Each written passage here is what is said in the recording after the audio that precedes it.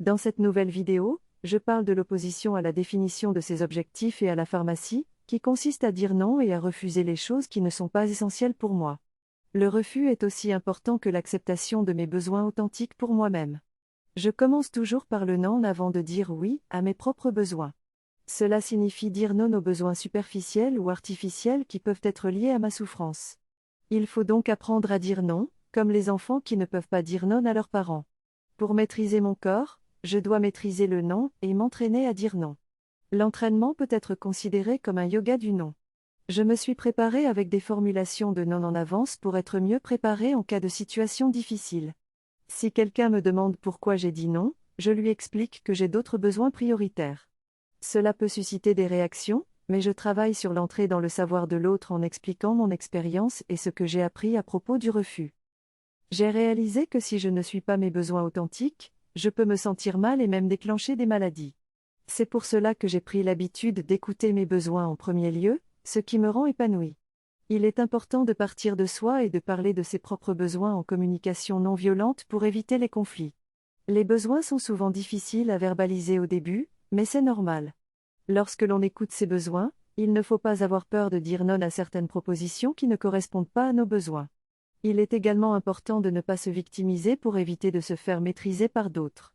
En résumé, il suffit d'être son propre maître en écoutant ses besoins pour être heureux. J'ai appris que les enfants et les adolescents ne savent pas cacher leurs émotions, contrairement aux adultes qui savent dissimuler leurs sentiments. J'ai compris que si je veux être la meilleure, je dois faire en sorte que tout le monde me regarde. Cependant, il est important de suivre ses besoins et de savoir dire non aux propositions qui ne nous intéressent pas.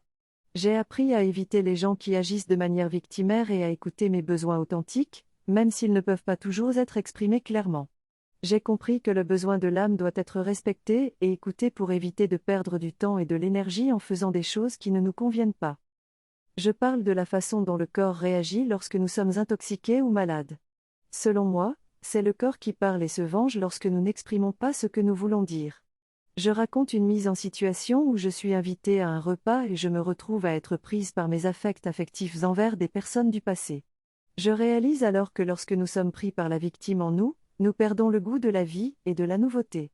En parlant de cela, je sais de me développer en tant qu'individu et de comprendre les intentions des autres pour aller de l'avant. En fin de compte, c'est important de toujours développer notre sens de la nouveauté et de ne pas perdre le goût de la vie. L'orateur parle de l'importance de considérer les besoins authentiques des enfants pour leur développement et épanouissement.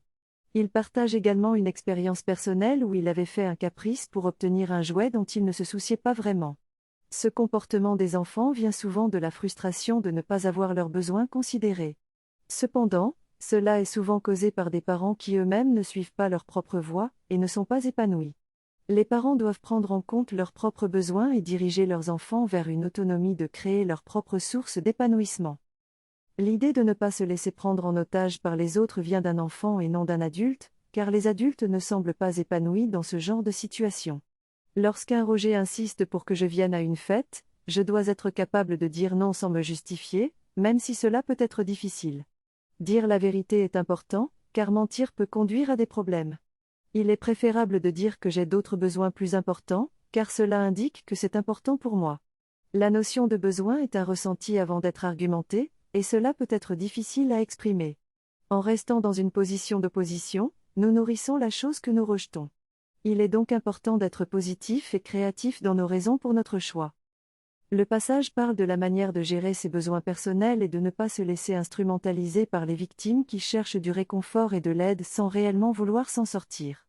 Il s'agit de fixer des limites claires en disant non aux choses qui ne sont pas essentielles et de ne pas se justifier de façon excessive.